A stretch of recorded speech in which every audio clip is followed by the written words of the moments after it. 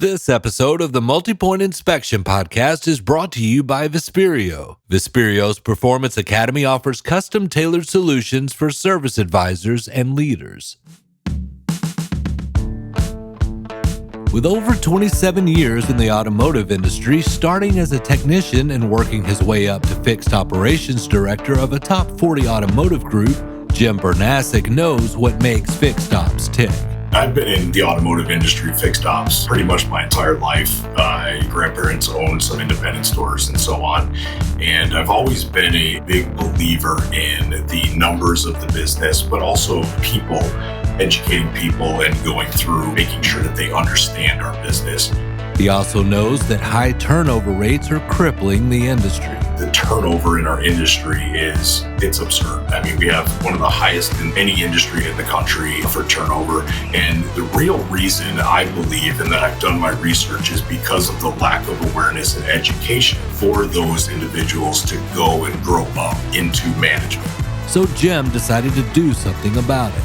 There had to be an easier way and a better way to display the information, the awareness to these people. We really try to develop the system around dealers in a sense, meaning what is most important to you. We have the reports that are very vital to what you need to run your fixed op business, whether you're an advisor, a technician, whether you're a fixed op director, service manager, parts manager, GM. It displays those specific information to your business so you can really concentrate on what needs to be fixed at that time. But not only needs to be fixed, but fast. Just point, click, we see it, it's red, go after it, and get it done. In this episode of the Multi-Point Inspection Podcast, I speak with Jim Bernasek and Josh Paul of Chameleon Limited and Trent Hochschild of Corwin Auto Group. So I'm Jim Bernasek. I am the founder and CEO of Chameleon Limited. My name is Josh, and I am the Director of Dealer Support and Engagement for Chameleon Limited. My name is Trent Hochschild. I'm the Corporate Director of Fixed Operations for Corwin Auto Group.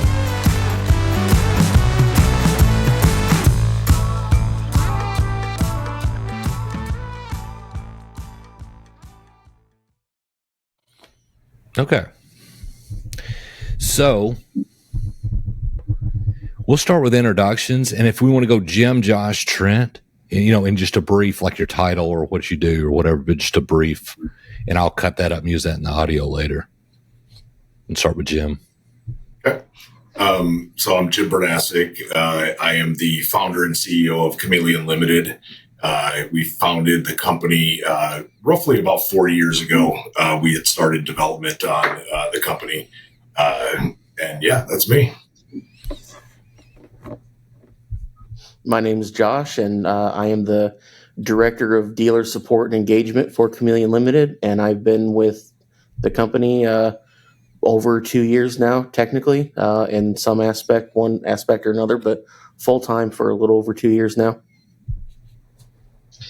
My name is Trent Hochschild. I'm the Corporate Director of Fixed Operations for Corwin Auto Group. We have 17 stores across the country, and yeah. Awesome. Okay. Jim, this is for you. How did Chameleon Limited come to be and why? I'm interested in your backstory. Yeah, so I've been in the automotive industry, fixed ops, pretty much my entire life. Grandparents owned some independent stores and so on. And I've always been a big believer in the numbers of the business, but also, people, educating people and going through making sure that they understand our business. So when I opened my own consulting firm years ago, and that's when I was also a corporate fixed op director for another group. I had met Trent, back then, long time ago. We don't want to age ourselves on that, so we'll say that it was just a couple of years ago. But the thing is the industry, the turnover in our industry is just it's absurd, right? I mean, we have one of the highest in any industry in the country for turnover, and the real reason I believe, and that I've done my research, is because of the lack of awareness and education for those individuals to go and grow up into management, right? So what ends up happening is you end up getting a manager that gets pushed in, and typically what happens is it's out of necessity, need, right?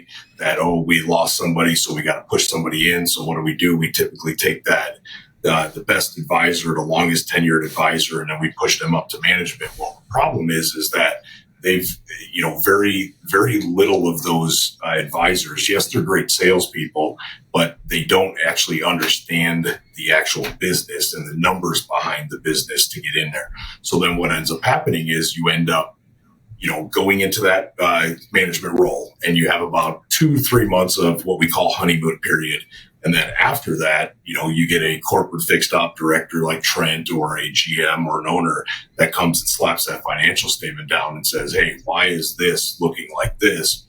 And they're like, woof, I have no idea, right? I mean, it's now they have to end up learning all of that information. So they end up becoming what we call desk managers, right? Instead of leaders, they become desk managers, because their job is to just sit behind a desk now and figure out what's going on, why we're losing money, and doing all that. Well, they forget that what creates those numbers are the people on the outside in that drive, in the shop, right? The customers. They forget about that because they've been so concentrating on making sure this financial statement looks good.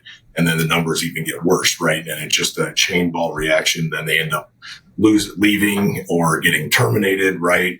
And then those advisors, they don't understand, what affects their pay, how it affects their pay. Everybody knows the terminologies, ELR, gross profit percentages, all that kind of stuff. But do they really know what it means and what goes into it?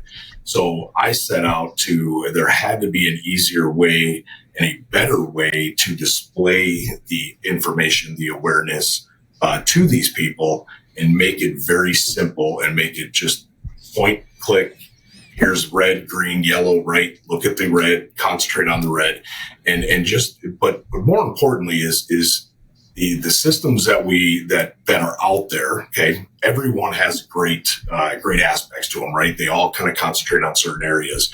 We really try to develop the system around dealers in a sense, meaning what is most important to you, right? There's a lot of, a lot of systems out there that display numbers, right? We don't just display numbers. We don't have 1,000 reports. We have the reports that are pertinent and very vital to what you need to run your business, your fixed op business, whether you're an advisor, whether you're a technician, whether you're a fixed op director, service manager, parts manager, whoever that is, GM.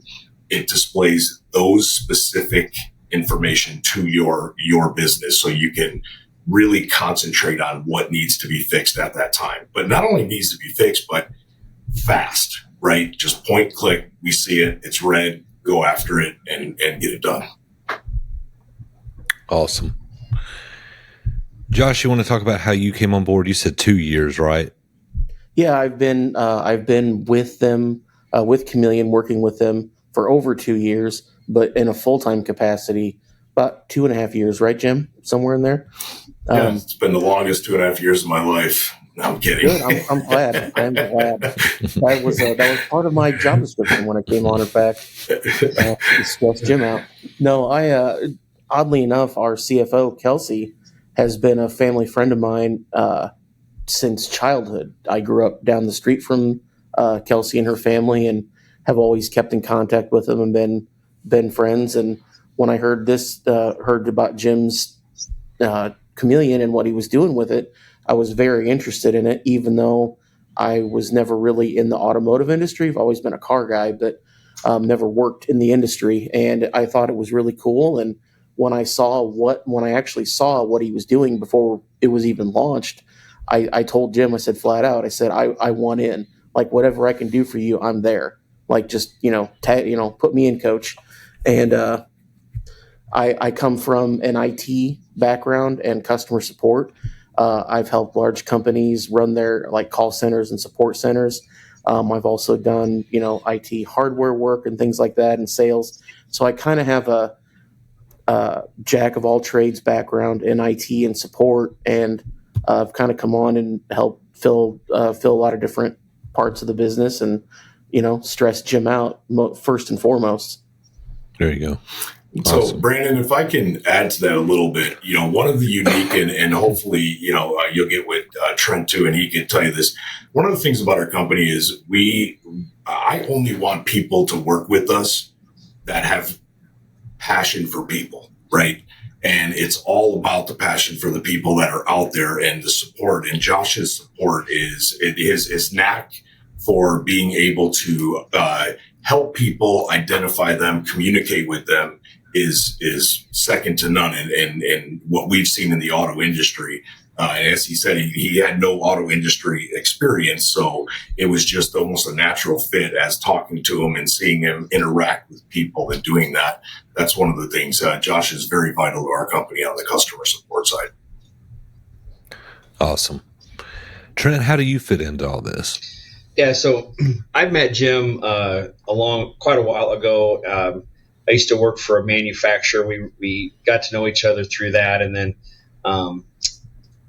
when he started the Chameleon company, we were talking one time, and kind of like what Jim said, in the fixed operations side of the business, we're always looking for tools that can allow us to keep things in front of our employees and give them the tools to work on the business. So many times we get stuck working in the business, but that's not necessarily working on the business. And so when we started looking at this, I think this was even before Jim actually really launched it. I went over to his house. He's like, "Hey, I got to show you this thing. I think you're going to really like this. It's completely different. Nobody has it." And he showed it to me. I'm like, "Man, Jim, you have something that's very, very special in the fixed operations side of the business. Like, there's nothing out there that even is remotely close." So Jim and I kind of, we did a pilot to kind of start the product out. We did 2 or 3 stores. Within probably 3 or 4 months, we had all the stores on it. And to this day, it is still one of the products that we use the most. In every one of our 20 group meetings that we talk about, Jim helps us put some slides together that pulls data from the tool. We use those slides in our meetings to look at where our business is and where our business can be. And the great thing about Chameleon and the TimeAI product is the ability to, like what Jim's logo or motto is drive change, right? So what the tool does is it's not just about putting the numbers out there, but it's about driving change. So what's causing that, and what are you going to do to change it to get a better outcome or get better profits or better whatever metrics that you're looking at. Like I said, I've known Jim and Kelsey for a long, long time, and Josh was one of the first guys I met when Jim started the company. And like Jim said, he is absolutely spot on when he says he's responsive. Anytime we need anything, I pick up the phone. Josh always calls or answers the phone.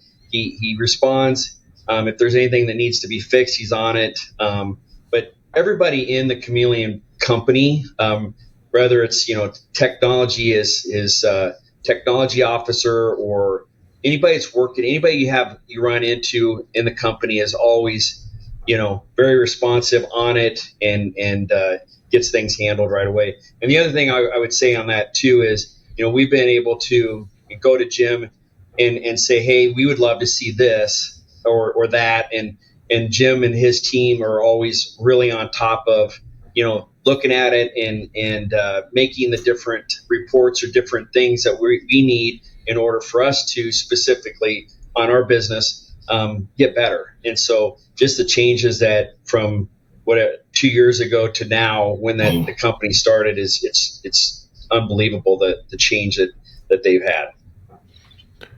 So were some of the Corwin stores, were you guys the guinea pig? Were you the beta testing on this thing? So I don't know if we were necessarily the beta testing. I think there's another company, but we were we jumped on it right away. We went through, the tool was constantly evolving and working but I don't think we were the first one, but we were early in. Yeah, so Brandon, to tell you, they weren't the beta testers. We had another group that was the beta testers, but as Trent had alluded to, their first two stores that they had got on were our pilots. So we went from beta then to pilots. When we launched basically live, we said, okay, hey, before we really launch live, let's launch with separate stores versus the beta testers, and let's do that. And Trent's two stores were the first pilot stores from the launching live side. Okay, that's cool. What were you, I'm fascinated with startups. I'm fascinated just the concept in general. I've gone broke twice in my life, taking risks. A little different, but it was kind of in the music game. But it's still running your own thing, you know. What were you doing, Jim, as you were developing this? Like, what was your occupation at the time? So I was a corporate fixed op director for a large auto group, and I had a full-time job with that. And then, so it was probably 2 years while I was still working full-time for that auto group. And then, nights, weekends, my two partners who are the IT data side. I mean, we just, we worked, long days and hours, after work, because all of us, there's four of us that started the company, which is, as they alluded to, Kelsey, who is actually my wife as well. She's the CFO, and by nature, she owns a tax and business book company as well. And then I have my two partners, Zach and Nick, that are the IT, the brains behind the IT side of it. And, we all had full-time jobs. And through those 2 years, I mean, we were very committed to making sure, as soon as we got done with work, we'd jump on in our home offices. We'd be on together. There was nights, 2 o'clock, 3 o'clock in the morning, right? Going through things, and then weekends, getting through, which you could probably understand, with two startups that you started, just constant. But we have the passion for it, and we knew that this was going to help dealers, right? And get out there. So we just kept going at it. So yeah, that was my occupation during that time. What was your headspace like during that time? Were you like, did you ever want to give up, or, burning the candle at both ends for something that wasn't guaranteed? What was the headspace like for you at that point? I'd be lying if I said that there weren't challenges, because, think about this. We also, during that time, we went through COVID, and, COVID was a really rough time for the dealers, as Trent, can really allude to, on that side too, as well. And, so going through that, and then, trying to do the startup and then have the company. But I got to tell you, the support, it was just amazing, where if I even got down in headspace, like, hey, this is just too much. We can't do this. I had, guys like Trent, for example, right? I had guys, I'll call it like Jim McLaughlin. He's another corporate fixed op director. Like, no, you got to keep going. This is something you got to do. My wife got to go. Our partners, the two partners are like, no, man, we got into this because we believe in not only you, but what this is going to do because of the research that we've done. And, even before we started development on the actual program itself, we did probably a year, my three partners, of just constant research, right? Okay, what is needed out there? What systems are out there? What are their great points, right? Because as I alluded to, every company out there has some great features in there. And then what are their weaknesses, and what can we do to help maybe those weaknesses, that they have, can we bring to the table to help these dealers on that side of it? So, yeah. So, the positive, energy that I had from everybody, from family to friends to workers, all that stuff. It was just amazing. One last question on this, and I'll get off this. I promise. I get excited about this stuff, and but I know we have time constraints. So, did it start out? Was the need first, and you were scratching an itch, or were you going to do a startup anyway, and then you went looking for a problem to solve? Well, I've always been, as I think most, people are, you always want to do something and work for yourself, own your own business, right? And I did venture down that road, and I was in a consulting. I own my own consulting company at first. Dealership SOS was my first. It stood for Dealership Service Operating Solutions. And I had that company, and as a consulting business, the first year is really rough, right? Because you're just basically trying to get out there, trying to do it. And then after that year, it finally starts to kind of take off. And then I already knew Trent, but then he had introduced me to the group that I worked for almost 9 years. And, it ended up going, that I ended up taking that. So, to answer that question, have I always wanted to be an entrepreneur? Yes, right. But and like everything, if you don't have passion for it, just because there's a need for something, yes, you can create a company and you can do something right and go out there and put it out. But the ones that are truly impactful are the ones that you have a need, but then you have people that have passion for it, right? And we all have passion for it. So that's how that ended up being. So yes, we found the need. We knew that there was a need out there.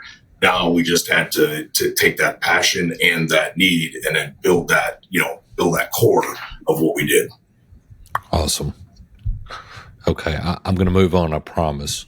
No, you're good. The next thing on here was when did Chameleon go live, but was that 4 years ago or was that 2?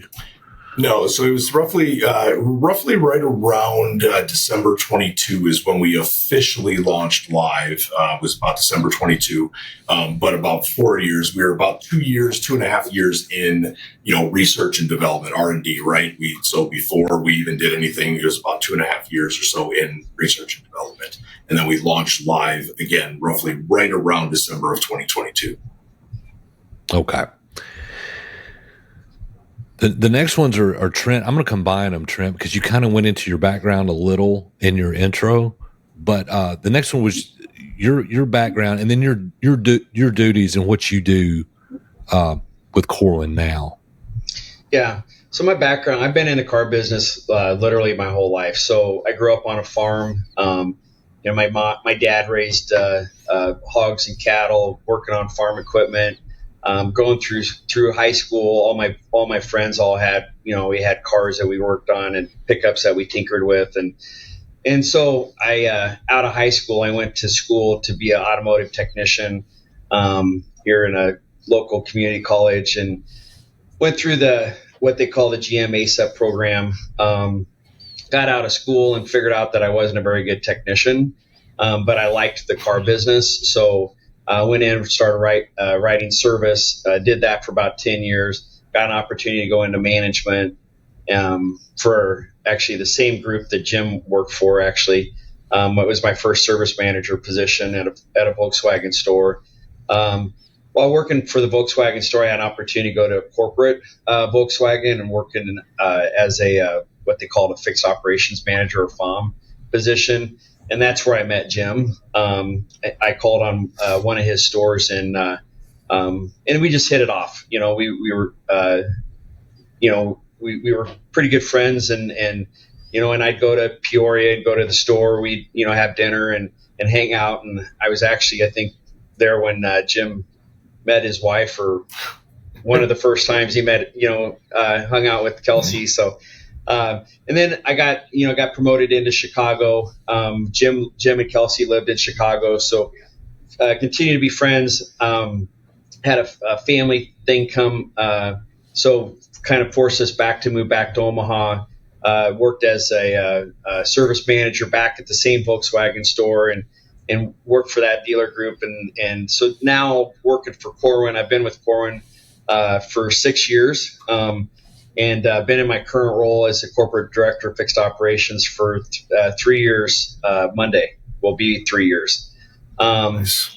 And basically what I do is I oversee all aspects of parts and service for our group. So I work with our parts and service managers to make sure that they have the tools that they need. I support them in the business side of things, making sure that if there's opportunities to grow within a specific area in the group, And then I also work with our general managers and ownership on the administrative side of things.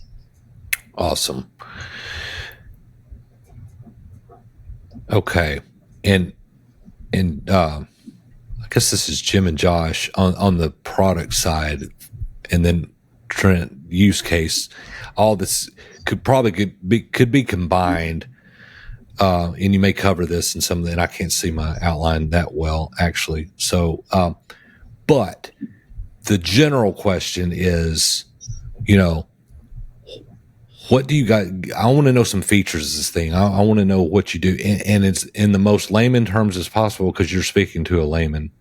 I know enough to be dangerous about what goes on. So I don't know who wants to take that first, but I'm just interested because I've done my research, but I want to hear you guys talk about this with that passion that you're talking about.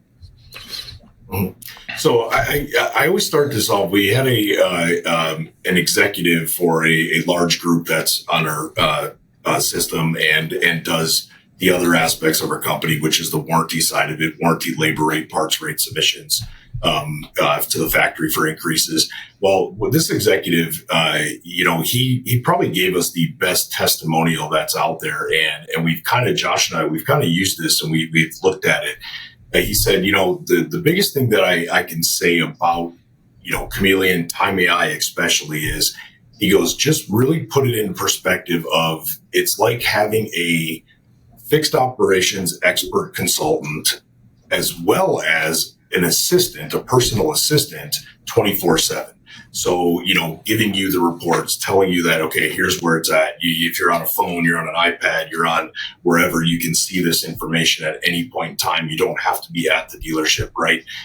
So I think that was kind of our best testimonial in a sense, because it really does sum up what TimeAI is. And maybe Trent, Josh can and either, disagree or say something, but it's really giving you, again, the important critical information at a fast glance of, okay, what needs to be done? What do I need to concentrate on right now? What's important? What's not? What can I work on later, right? From the expense side, I think the financial statement, what we call AI statements, is probably one of our, biggest features used by people like Trent, the GMs, the executives, because it's okay. Having a financial statement is great. You see all these lines and you see all the numbers, but you can instantly look at ours and it tells you right away, okay, which one are we really bad in, right? It's red. It tells you where you're based on, what your benchmarks are. Like Trent goes into each store, right, and puts what the benchmarks that he wants, not only for the expenses, but also for, performance for advisors, for technicians, for, other stuff, open ROs, what they want, what's the benchmark that they want open, and so on. So those types of things are really what is important to me on that side, because again, it's that critical learning of what's important and doing on that. Josh, you talk to our customers daily. I mean, what do you see and what would you say on that? Oh, coming from my standpoint of it and not being, an expert in this stuff myself, our customers call and they're like, hey, what is this? Where's my numbers for this, that, or the other? I can look at TimeAI and I can instantly tell them, and they're going in through that. I can show them within 3 clicks of what RO it's on, with the line of the RO that it's on, and who's attached to it. And then going back and look at that advisor's records and see all the repairs they're attached to. And it's one of the things that I first noticed about it, even in its early inception, I not knowing a thing about the fixed ops industry, that I've learned quite a bit in the past 3 years. But back then I knew nothing of it, but I could tell that it would be super intuitive and very easy for anybody who's not very technologically savvy to just look at it and know what's good, what's bad, where to look, where to click. And it's like Jim always says, everyone in the fixed ops game has ADD. So you're not spending a lot of time in there. We have what we call our 3-click rule, where you can look at the dashboard and then you have 3 clicks to get to an individual RO, that digital copy. And that's, it's kind of one of those unheard of things where we can not only save the customer time, we can also help them increase their revenue. So usually you spend more time creating revenue. Well, in our case, it's a little bit different, and it might be braggy or kind of sales pitchy, but it's the truth. And Yeah, to add on, go ahead, Jim. Go ahead, Josh. No, go ahead. I was just going to say that another thing that really, I'm going to out myself as a nerd here, but if anybody's ever watched the show Game of Thrones, there was a really neat speech by one of the main characters in it, and he was talking about what's the greater number, 5 or 1, and he holds up his hand and he says 5 or 1, and he's basically saying that when you have all 5 on the same team going for the same goal, that 1 is the bigger number than 5. And with TimeAI, you can put your whole team on the same page, and you can all focus on the same goal together. So it's really kind of like a win-win-win situation. The Vesperio Performance Academy offers custom-tailored solutions for service advisors and leaders. We allow you to select exactly what you want based on your store's needs. After taking our customized learning path survey, we use those results to tailor a learning path specifically for you. You'll have access to our complete learning library, and you can test what you've learned with our knowledge checks. And for managers, our easy-to-use admin dashboard allows you to easily see current activity from your team and access reports quickly. Vesperio's Performance Academy promotes advisor and manager engagement and communication by including the manager after every concept an advisor completes. Vesperio also allows users the ability to add custom dealership assets and processes that all live in one location. To get a look inside the Performance Academy or to get your team started today, go to Vesperio.com. That's Visperio.com.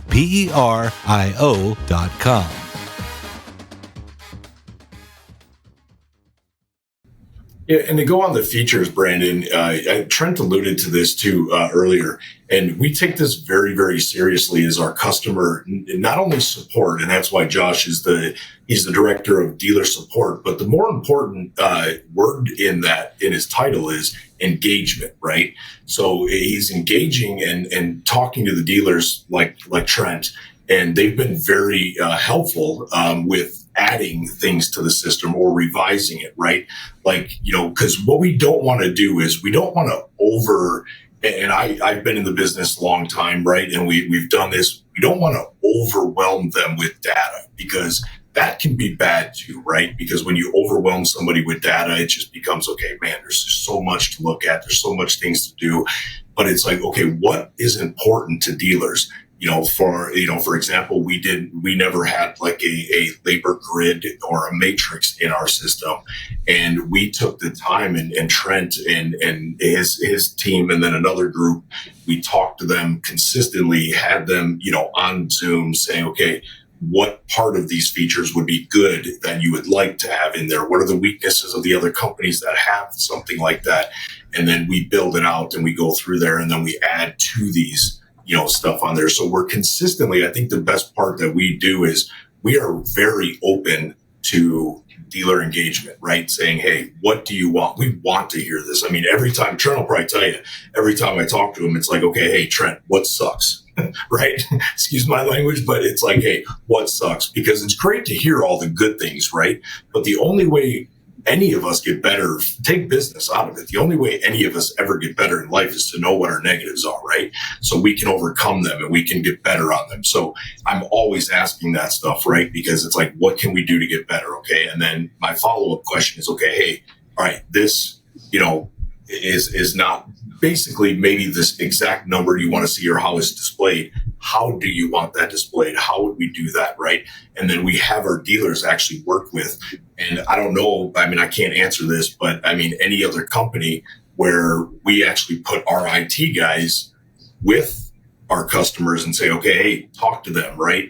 See what they're saying. Because again, IT guys, and my guys will laugh at this, and I say with Josh too, is they're all nerds, right? They're not really people persons in a sense, right? They don't go through that, but it's mandatory for me. No, if you're going to be part of our company and you're going to be an owner of our company, you have to engage with the customer, because the only way you're going to learn the reason why this is important to them is to actually talk to them and see them do things. So I took a trip one time to one of Trent's stores with Trent, with my CTO of the company.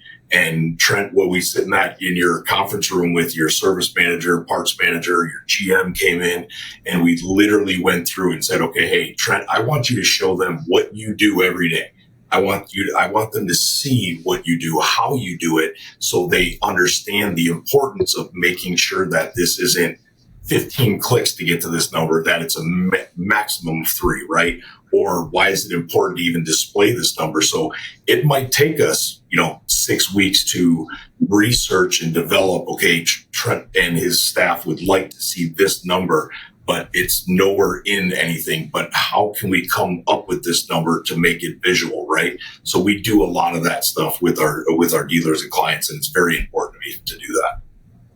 Yeah, I will.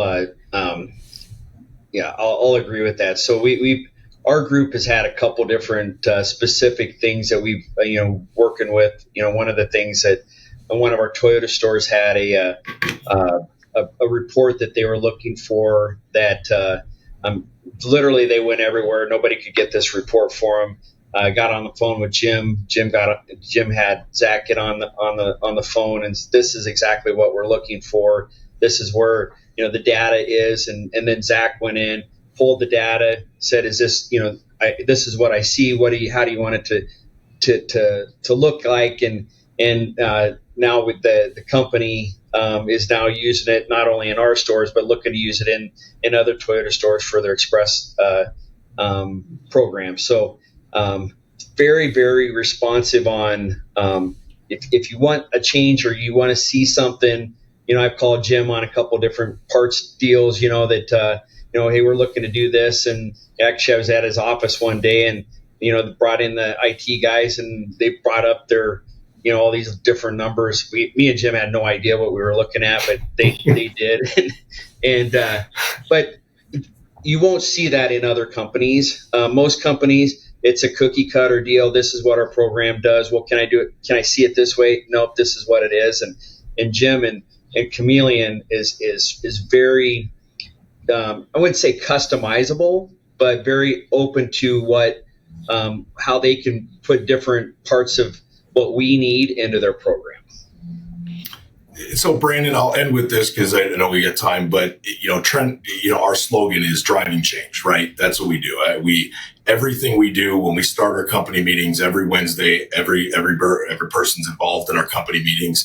And the first statement that we always say is, okay, what can we do today to drive change? What can we do? Now, driving change is not just for our clients. Driving change is also for us. And having great clients and engaging with those clients also drives change for us, right? Making sure that we're driving change in the right direction and what needs to be changed for the betterment of employees, customers, right? Because it all rolls down to the customer at the end of the day, right? For the dealer's customer. So we want to make sure that we're driving that change so that customer gets the better end of their experience in the dealership when they go there. I don't know if this was on, you guys been on Russell B. Hill's podcast? Mm-hmm. Yeah, we were. Yeah, a long time ago. Yeah. Okay. I think that's, I prepped for this a while back, and I think it was on there, but there was something that stood out to me, and I've got in this outline, voided repair orders, and the other one says opcodes being changed. Now, it's been so long since I've written this that I'm in the dark now, but it had something to do with keeping people honest and what your program does, and help me out on that because it fascinated me at the time. Well, real quick, I want to say something on that. So one of Jim's the business part, the parts of Jim's business is warranty labor rates, right? So we always do what we call an analysis prior to us getting ready to submit for warranty. So just yesterday, the John, the guy that does the warranty submissions for Jim, and on behalf of us, brought up, that one of our stores was just a very, very small increase. And I'm like, man, this just doesn't look right. So I said, send me over the analysis. He sent me over the analysis. Literally within 5 minutes of being on a call with my service manager using TimeAI, we were able to identify that although the advisors aren't supposed to have the ability to change the sale amounts, and that's what you're referring to, changing sale amounts, one guy did, and they got it prior to or during the CDK outage.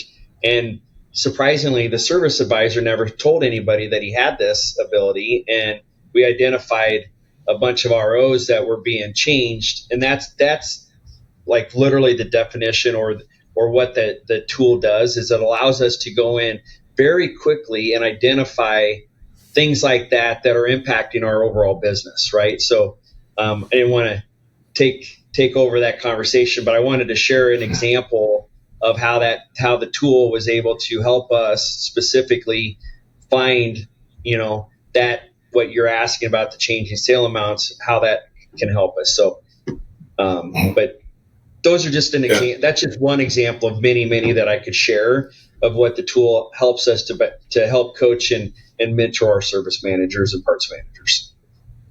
Yeah, so Brandon, that was a great analogy on what you had called the opcode side, changing the opcodes, right? We call it opcode sale override, and it shows the positives and it shows the negatives. So every time somebody changes what a repair is set up to be at dollar value wise, then it will then show you and display that so you can see. And you can, again, our system, you can break down by employee, you can break down by repair orders, you can break down really any detail.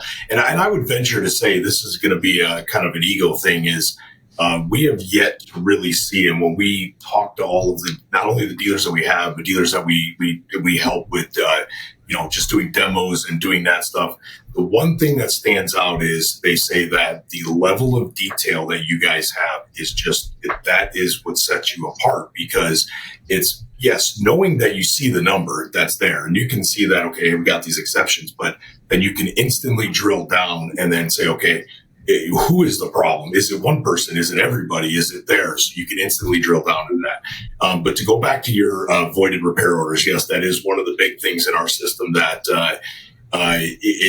it was put in because I've been, and Trent can tell you this too, he is in this position now. When you're in a position of being a fixed op director, unfortunately, you have people that are not always very trustworthy and do the right thing, right? And that's the unfortunate side of just society, right? But we need to be able to see that stuff. Well, in voided repair orders, what happens is a lot of people do not look at voided repair orders that often because there's always an excuse of, hey, we voided this because the customer came in and then 10 minutes later they said they couldn't, they had to leave. So then we just voided out the repair order, right? I believe that nothing should ever be voided. You should always put some type of note on it, right? Like that customer, you could put on there, customer had to leave, is going to reschedule. So now you have history of it and we know that happened, right?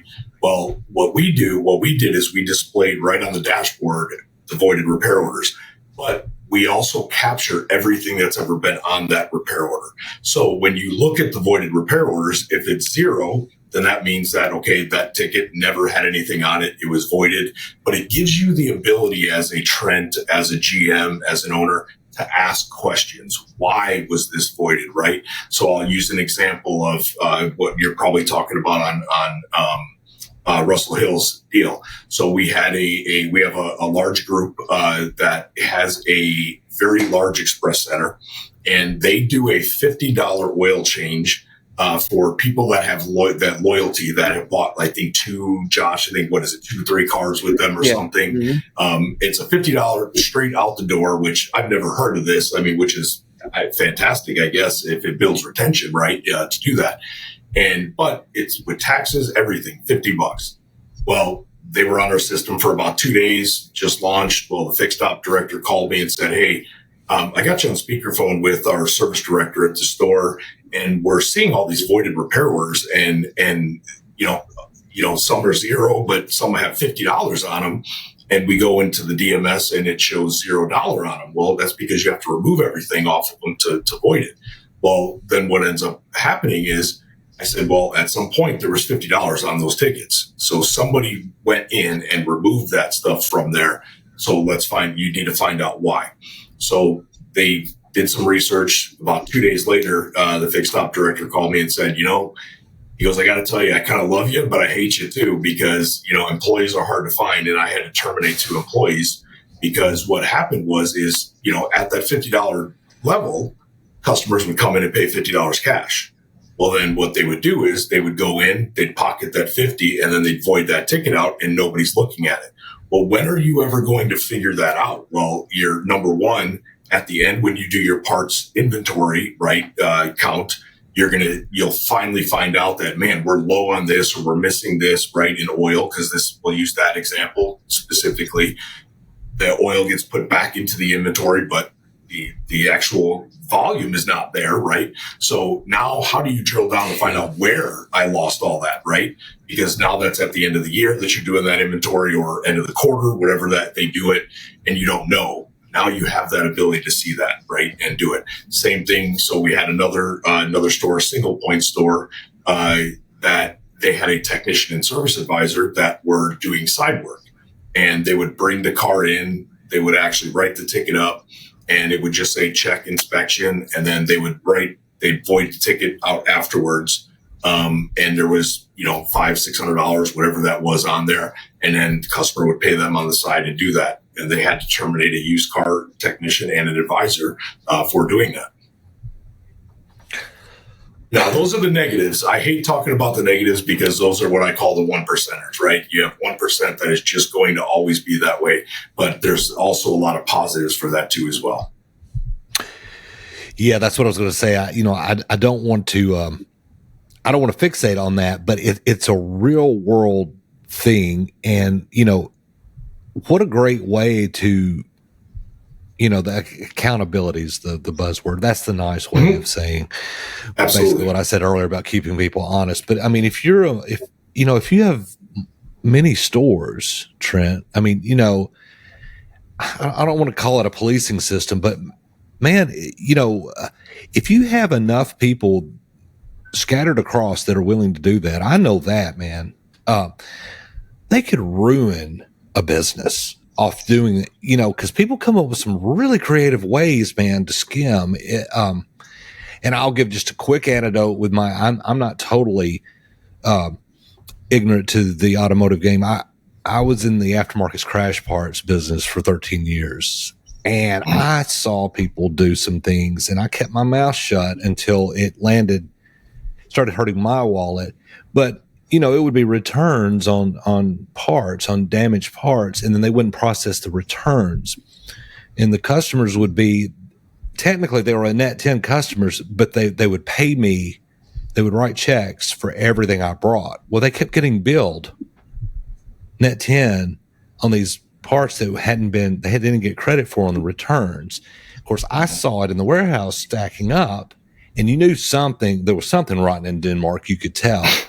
And then when my best customer came to me and said, Brandon, I love you, but if I get another $1,000 bill we both know I pay, he was writing checks. The money was getting deposited, but he still had these returns that weren't processed, which showed he owed money. I mean, people will just do the damnedest things, man, just to be frank, and I've seen it. So again, not to fixate on the negatives, but it is a real world problem that you have to deal with.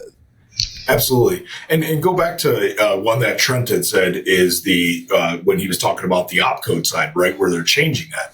Well, originally, Trent, if you remember, because you guys were a big part of this, I believe it was you and I believe David from the Kalispell store. We displayed the opcode sale overrides, but we only did the negatives, remember? And then Trent had come to us and said, hey, I'd also like to see when they increase that dollar amount, because that could be just as bad as removing money. Yes, removing money, you're discounting and you're benefiting the customer in a sense, right? So you could argue that, okay, they're benefiting it, but they shouldn't have the ability to do that without authorization, right, from somebody to be able to do that.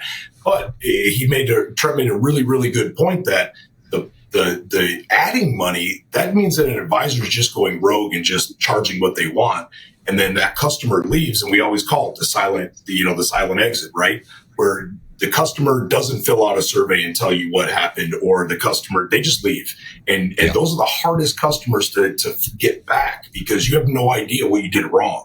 Well, right. It could be because of the fact that, a brake job is supposed to be $295. Well, that advisor, because they're paid on sales, they want to, do it. They ended up charging $50 more. Well, then that customer goes back and looks and says, man, last time I did it, it was this dollar amount. Now it's this. Why? Or my daughter went in, 2 weeks later and we had the same car and it was the same price. So those are the types of things that, yes, that's why we want to make sure we display that stuff, because we want to make sure that you keep your customers, the retention is there, and policing it is kind of a good term on that, right? Because, again, if you don't, you need to inspect what you expect, right?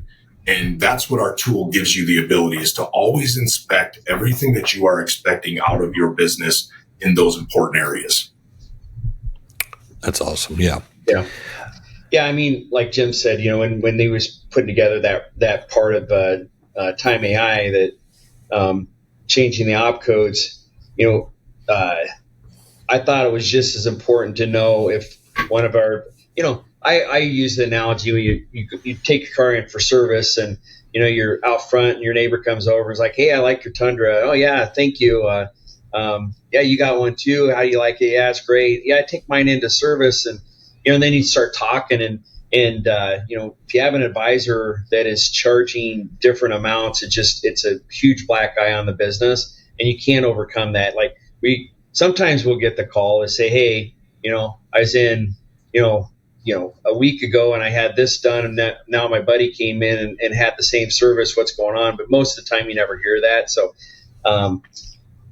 so I thought I think that's important just as much as the negative as the positive on that. So, yeah. Running close on time. I want to give you guys a chance to say anything that I didn't ask, but I do want to add, the 3-click thing. I'm a Mac guy, in like with my studio stuff, because it's so user friendly. It sounds like that's been a priority. I had in my notes that, like, does everyone have their own dashboards? It sounds really complex, but yet I think it's really user friendly. I don't know if Josh, if you want to speak to that. Yeah, and they do in fact have their own. Which is nice, because as a technician, if you log in, you see your data that you're tied to in your store, and as a service advisor, you log in and you see your data and the technicians that you're helping out, you're responsible for. And as a manager, kind of, as you build the tiers up, you see more and more data. But what I think is great about it is that as a technician or an advisor, you're not seeing the other people that you're not really involved with. So you're competing against yourself, and that whole worry of, well, what's he doing or what's she doing? It's not there. You're just competing against yourself day over day to get better and better. And Josh, hit on the lost opportunity, Josh, because how that displays and how that affects not only full group, or full store, but also the advisor and technician. Yeah, absolutely. Once someone like Trent goes in and sets their store's benchmarks for how they want it, the advisor and the technician can see plain as day where they've lost an opportunity to make more revenue, and that only helps the technician and the service advisor to spot it quickly and be able to capitalize on that. And they're not only, being more productive, but they're also increasing their paycheck as well. So they're winning if they're just following along. Yeah, because Brandon, everybody, I always say pay plans dictate performance, right? We all can agree with that, especially when you're in a sales related position, right? And people, I always hate this. I think Trent and I are on the same page with this. It's the KISS, keep it simple, stupid, right? And you get these managers that just try to create these pay plans that are so overwhelming and 50 different metrics, and they got to do things and manipulate and go through. Well, as what Josh was alluding to on that lost opportunity is, let's say that they're paid on a bonus for $1 per ticket, or maybe exceptions or anything like that, discounts, right? Well, what ends up happening is it shows right on their dashboard that here's where you're at, and it's red, yellow, or green, and then they can see what the benchmark is. But right underneath it, no clicks, no nothing, it shows them lost opportunity, meaning that, hey, if you would have been at your benchmark, you would have sold $6,000 more in labor sales, $4,000 in part sales. Well, they can now equivalent that back to their pay plan and a percentage that they get. Here's how much money I lost. So it makes it much easier for a manager, an owner to sit down with them and say, okay, hey, yes, you're coming to me saying you need more money. You want more money, you're going to leave. Well, let me pull this up real quick and let me show you this month, or let's go back for the past 3 months to show where you could have made at least this amount of money, right? And then it will help instruct that and get that motivation going. That's great. And yes, like Brandon, I'm a Mac guy as well, and I take I take heat for it on an almost daily basis. Oh, he does. He does from our IT and us. So he's always got a Mac, and we're not. Now, again, iPhone though, I kind of like the analogy you use, because I kind of think that our system is kind of like an iPhone, right? It's very, very easy. That's why, even though I'm a PC guy, and my guys are PC guys, they all have iPhones, right? And what's the reason? What you just said. Very simple, very intuitive, right? And that would kind of sum up TimeAI also. Yeah. Yeah. You ever seen someone who's never seen like an Apple product, and then it's so simple, and a lot of the stuff is backwards, but they get confused because it's too easy. Like that's, I'm so glad you said backwards, because that's what I tell Josh all the time. Because if he's on his, or I got to take over the screen and I'm hitting things, I'm like, this is absolutely backwards, Josh. I'm like, well, see, what Brandon missed was that you're the backwards ones. We have it right. Yeah. The worst is when you're on a text thread and somebody doesn't have an Apple phone and they thumbs up. Yeah. See, I'm left-handed. The whole world's backwards to me anyway. I have to learn. I'm left-handed too. I'm left-handed too. So. I wanted to touch on one thing. I don't even think it was on here, but I do remember this. Jim, did you say that you basically grew this word of mouth? Did I hear that right? Yes. So we have organically done everything that we've done has been organic, right? And everything we have literally, I mean, good or bad, however you want to look at it, we have spent almost zero money on advertising, because everything is basically through word of mouth. We do some LinkedIn stuff, obviously, right, to go there. But I really feel that if any, I don't care whether it's a software product or an actual physical product that you're selling or using, it will speak for itself as the users start to use it, and then they go out. And as Josh will tell you, I mean, what we do is we get calls every day, and it ends up being where, hey, I was in a 20 group, and this person was sitting there on their laptop, and they pulled up their numbers instantly right away, and they're showing us, and they're doing that, and I want to learn about it, right? And they get the number, from them, and they call us, and everything has been organic, and our customers, we love them because they've, not only have we been loyal to them, but we feel that they've been loyal to us and helped us grow. And we will continue to, as we always say, is passion, right? As long as the dealer has passion for their business, then our passion will be able to help them. Awesome. Any like 10-year goal type thing, like where you want to see, is there, I'm sure you're always thinking about the future, but where you want to see the company in set number of years?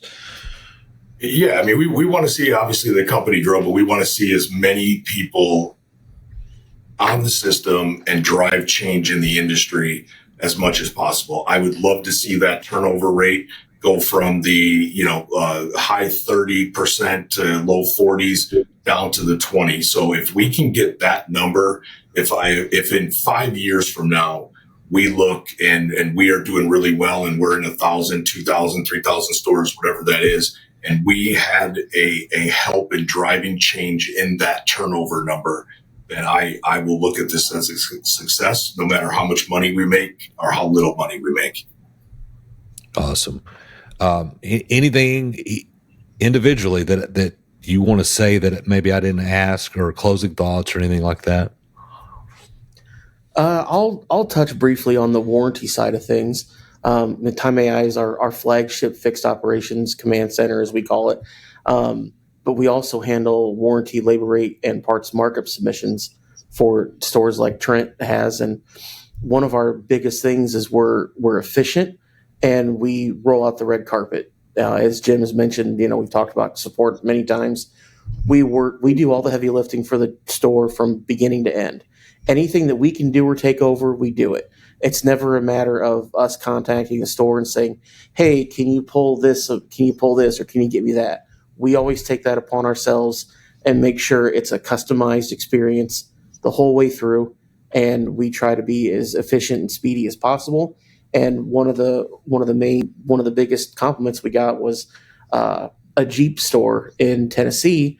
We were able to get a 21-day turnaround on their submission and a $58 per hour increase for them. And that's pretty much unheard of as far as speed goes and increases. So awesome. So I think the one thing that I'll say to end this is it's not just a service tool. We have parts too as well, which we just unleashed our new phase 1 of the parts dashboard that really gets in depth on a lot more of the parts inventory to help you manage that. And then we are really excited. Josh will tell you, nobody knows this yet, but I'll put this out there on the podcast, that we are close, probably the first of the year.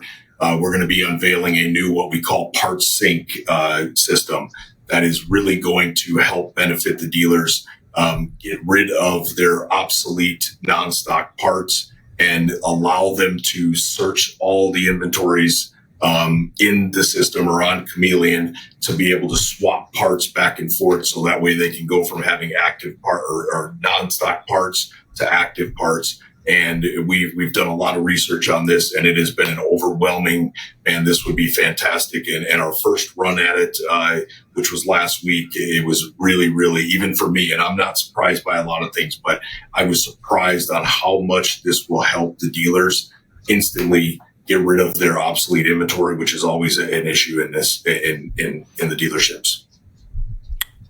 Yeah. I'll have to have you back for that. You start talking parts, that's my language, or at least it used to be my language. I had to refresh. Absolutely. But yeah, good deal. Anything else, guys?